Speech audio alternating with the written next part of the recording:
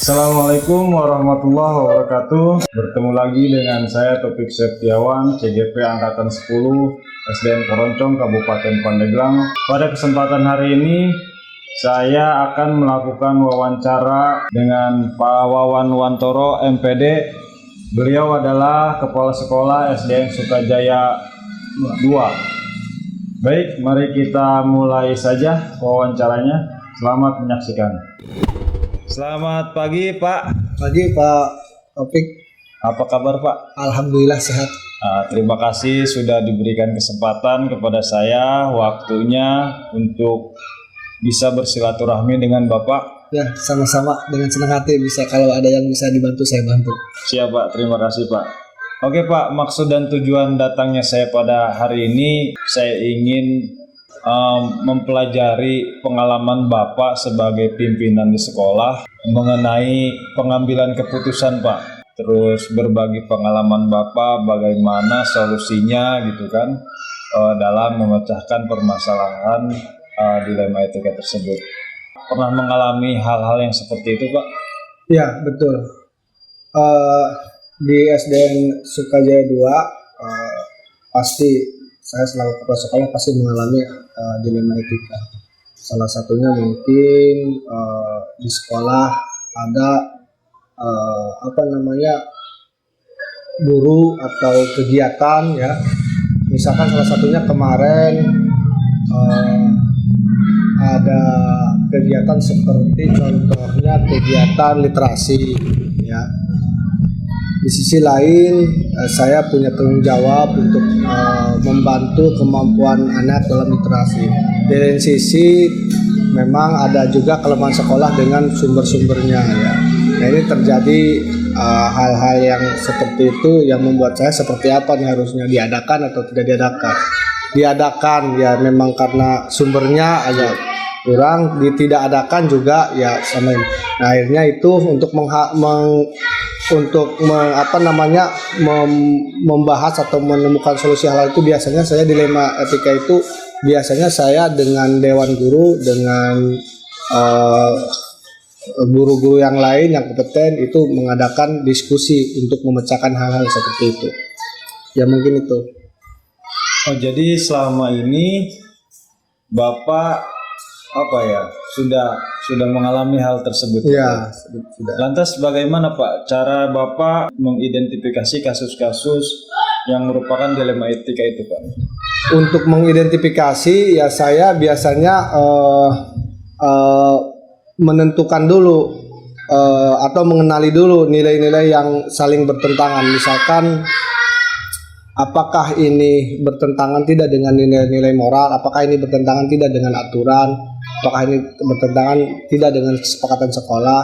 Jadi itu untuk hal seperti itu banyak pertimbangan. Salah satunya siapa ini yang terlibat ini, siswa, guru, orang tua. Hal-hal seperti itu harus dipertimbangkan karena untuk melihat karakter orang itu juga menjadi pertimbangan untuk memecahkan masalah dilema etika atau istilahnya bujukan moral ya. Iya, betul. Nah, itu hal-hal seperti itu memang kita harus mempelajari dulu, tidak bisa serta-merta memutuskan sekaligus pada saat itu. Betul. Itu mungkin. Jadi pertimbangannya memang harus banyak juga, mencari bahan-bahan untuk membuat menentukan keputusan. Oke. Jadi Bapak mempertimbangkan ini masuknya dilema etika apakah bujukan moral? Ya, gitu itu harus dipikir-pikir dulu itu. Betul Pak. Iya. Jadi kalau dilema etika kan antara benar nih. Kalau benar. bujukan moral kan benar dan salah. Sudah ya. pasti itu ya. Ya, betul. Oke, baik Pak. Lantas bagaimana nih Bapak menjalankan keputusan di sekolah nih, terutama tentang kasus-kasus di mana kepentingan kita ada kepentingan yang sama-sama benar gitu Pak. Gimana tuh cara pengambilan keputusan? Cara pengambilan keputusannya yang memang sama-sama benar itu, nah saya ada 9 konsep kalau saya pernah baca itu ya.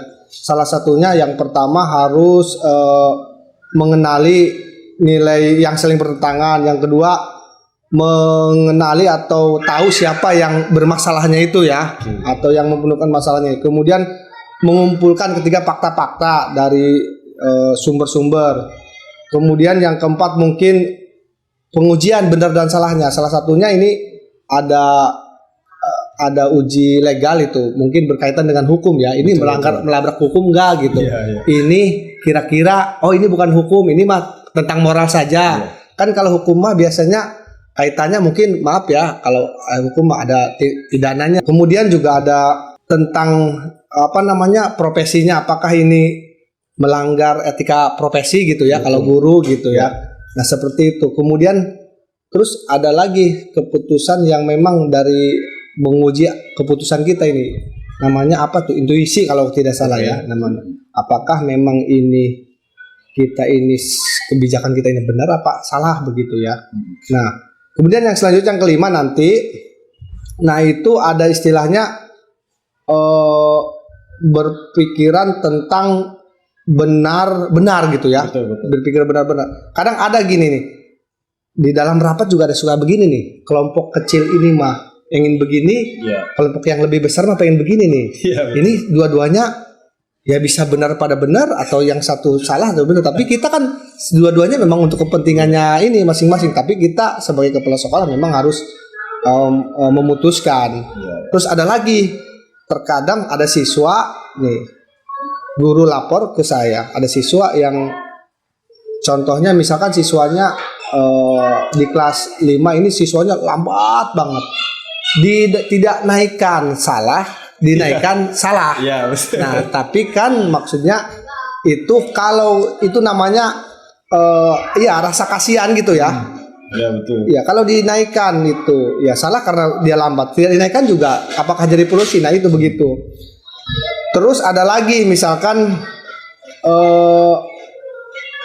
ada istilahnya melakukan prinsip ambil keputusan yang kita lakukan. Ini kalau hasil akhirnya seperti apa begitu? Ini kalau misalkan peduli apa pertimbangannya itu, terus kalau peraturan yang mana yang dipakai. Nah, itu yang baru setelah itu ambil keputusan gitu. Jadi banyak pertimbangan memang.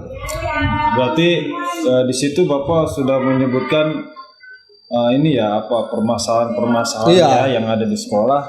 Kemudian tadi sempat disinggung juga langkah-langkah dan prosedurnya seperti apa ya Pak ya. Oke.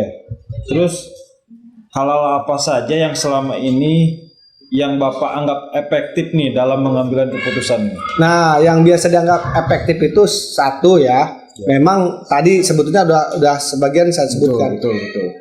Biasanya saya bertanya kepada orang yang dianggap kompeten. Terus juga bertanya juga kepada orang-orang yang memang menjadi sumber yang biasa terlibat yang pernah terlibat seperti itu, atau orang yang pernah berpengalaman. Nah, ini keputusan pertanyaan bertanya itu menjadikan bahan sehingga saya yakin untuk mengambil keputusan. Selain itu juga biasanya ya terkadang rasa hati kita naruh di kita, kemana kita mau ngambil keputusannya gitu. Betul. Intuisi mungkin ya. Iya. Jadi ibaratnya Bapak sebelum mengambil keputusan pun Bapak mencari panutan seperti betul, idola. Idola. Nah, jadi betul. Kita gimana nih yang terbaik seperti apa? Iya, betul. Oke. Terus Pak, selama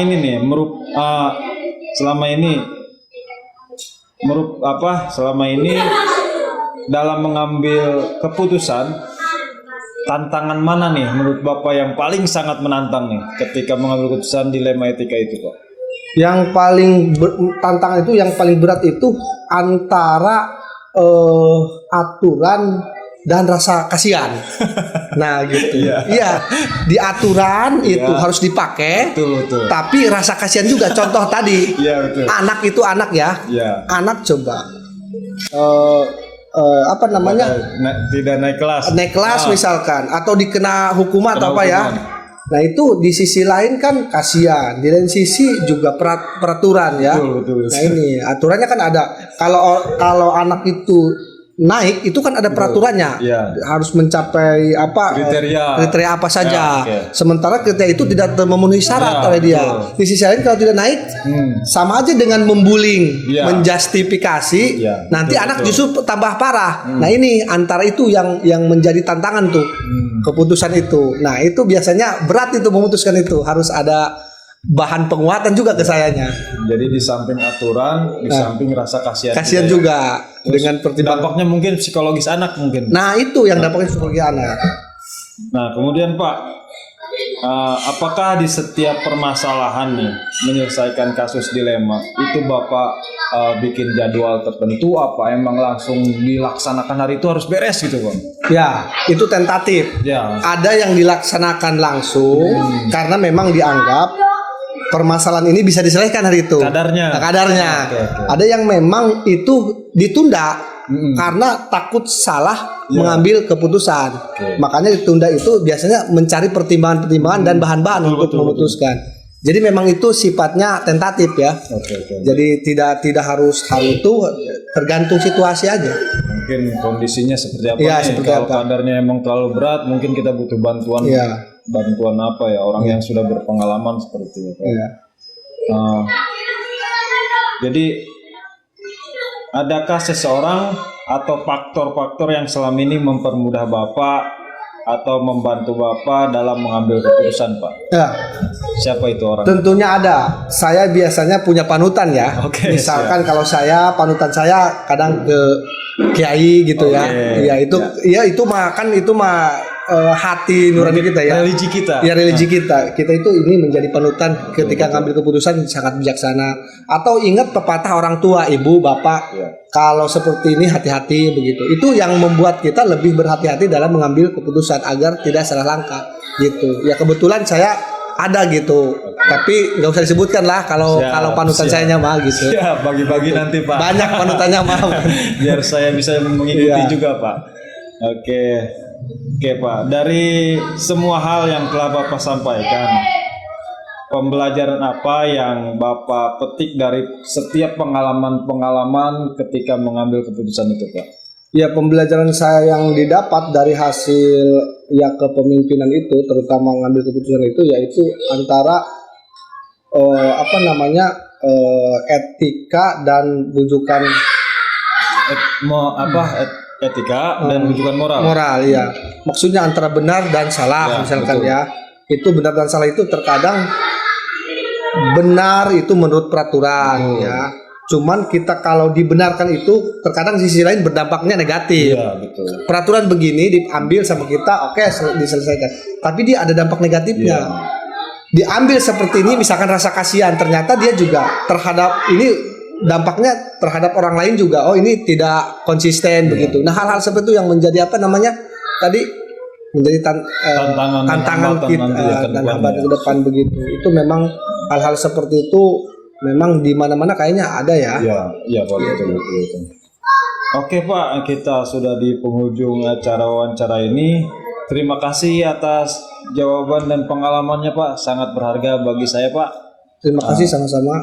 Oke, mungkin mudah-mudahan nanti jika ada kesempatan saya bisa menerapkannya di lain waktu.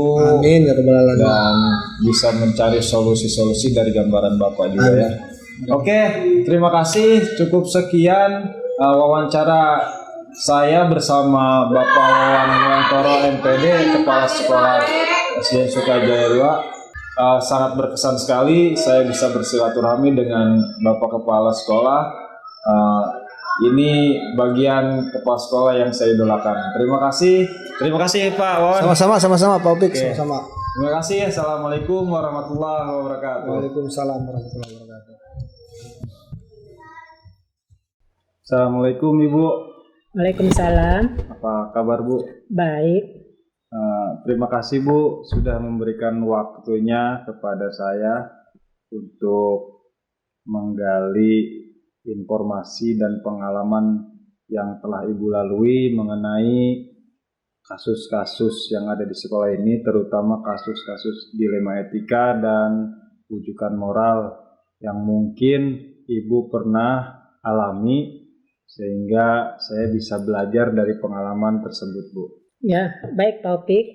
Dengan senang hati insya Allah Ibu akan membantu. Kebetulan di sekolah kita kemarin ada permasalahan yang tanpa kita duga ya, antara kelas 3 ya dengan kelas 4. Di mana kelas 3 itu sewaktu istirahat mereka bermain sepak bola. Ketika bermain sepak bola mereka sedang asik, ada kelas 4 yang mengambil bola tersebut ya. Otomatis yang bermain sepak bola itu dia merasa dia merasa marah kepada yang mengambil bolanya. Hilang kendali dan mengeluarkan kata-kata yang tidak pantas untuk diucapkan. Itu mungkin permasalahannya. Jadi itu ya Bu ya, pengalaman yang barusan terjadi berarti Iya. ya Bu ya. Oke. Kebetulan Terus- minggu kemarin ya. minggu kemarin. Mm. Lantas bagaimana selama ini Ibu mengidentifikasi kasus-kasus yang merupakan dilema etika atau bujukan moral, Bu? Yang pertama kita mencari dulu latar belakang permasalahannya.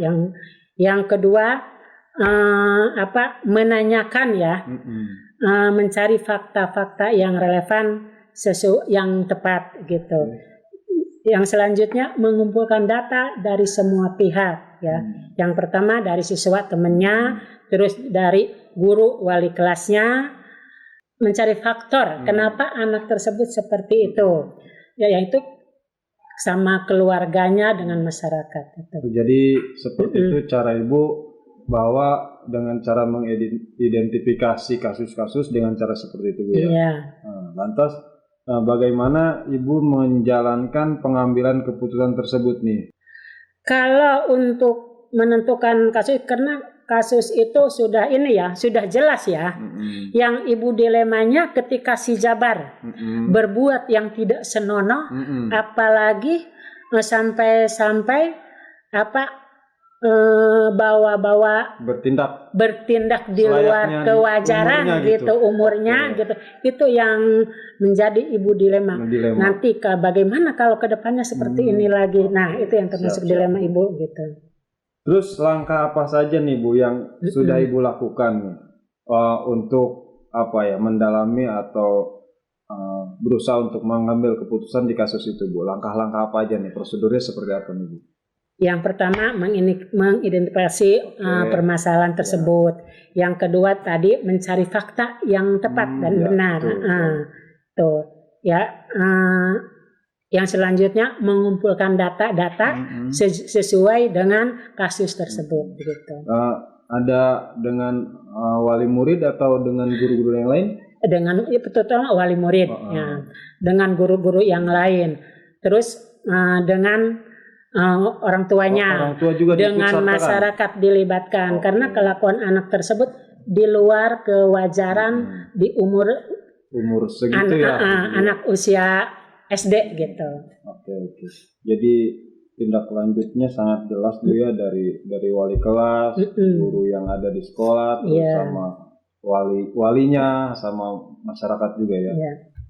Karena ada tindakan yang tidak sewajarnya gitu ya, Bu ya.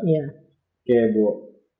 Terus hal-hal apa saja yang selama ini anggap Ibu paling efektif dalam mengambil keputusan? Gimana itu, Bu? Yang paling efektif tuh harusnya kayak gimana, Bu? Dengan hal-hal yang menurut Ibu yang efektif, mungkin berdiskusi atau bermusyawarah dengan guru-guru yang punya pengalaman gitu ya. Jadi berbagi pengalaman, berbagi bagaimana caranya untuk menyelesaikan permasalahan tersebut gitu. Oke, Bu. Jadi dengan cara hal yang efektif itu menurut Ibu berbagi pengalaman dengan guru-guru yang lebih berpengalaman lagi, yang ibaratnya dia sudah lama atau pernah menemukan kasus yang seperti itu ya, Bu. Betul. Oke. Terus nih, Bu, di setiap kasus kan pasti punya punya tantangannya nih, Bu ya. Bagaimana selama ini Ibu menyikapi tantangan tersebut nih, Bu, dalam mengambil keputusan? Tantangannya yang paling ya ibaratnya yang paling benar-benar menantang lah menurut Ibu tuh kayak gimana Bu dalam kasus itu? Tantangannya kita harus memiliki yang terbaik dulu ya. Memilih permasalahan yang terbaik dalam keputusan yang terjadi pada permasalahan itu. Oh, jadi yang paling menantang itu ketika Ibu memilih mana yang paling terbaik. Iya. Iya, betul kayak gitu Bu ya. Jadi yang terbaik itu Ibu yang paling bingung di situ. Iya. Sangat menantang gitu. Sangat menantang gitu karena takutnya salah memilih keputusan gitu. Ya, betul Bu. Karena memang di setiap keputusan pasti ada konsekuensinya. Iya, betul. Oke Bu. Nah, apakah dari setiap kasus dilema etika itu Ibu mempunyai jadwal tertentu? Apa emang dibereskan hari itu juga Bu? Kalau masalah penyelesaian permasalahan itu tergantung permasalahannya. Apakah permasalahan itu berat atau ringan? Kalau misalkan ringan permasalahan kasus tersebut mungkin langsung kita bereskan pada waktu itu. Tapi kalau permasalahannya berat seperti yang kita alami, mungkin proses seperti yang sedang kita alami. Yang sedang ini. Yang sedang terjadi gitu. Ini kan proses ya. Kita menunggu seperti apa sepertinya karena anaknya sampai sekarang belum juga masuk padahal kita menanti. Kalau kita datang lagi ke sana seolah-olah sudah berkelakuan tidak baik, punya etika tidak baik. Terus kata Sunda mah gimana ya? Kayak masa bodoh apa gimana? Bukan masa bodoh. Orang tuanya tidak mengindahkan ketika saya berbicara dengan orang tuanya. Karena kenapa anak tersebut terjadi seperti itu? Karena di situ ada faktor keluarga yang mendukung kelakuan anak tersebut. Jadi gitu. membiarkan saja gitu. Jadi itu bersifat kondisional ya. Jadi kalau keadaannya memang sangat berat, nanti mungkin ada penjadwalan, prosesnya segala macam. Tapi kalau dianggap ringan, dilema itu ya langsung diputuskan begitu saja Bu ya. Betul. Oke Bu ya. Oke lanjutnya nih Bu, pertanyaan selanjutnya Bu. Menurut Ibu nih, adakah faktor atau seseorang yang selama ini mempermudah atau membantu Ibu dalam mengambil keputusan? Ada nggak seseorang atau faktor-faktor yang mendukung atau membantu Ibu dalam menyelesaikan mengambil keputusan itu?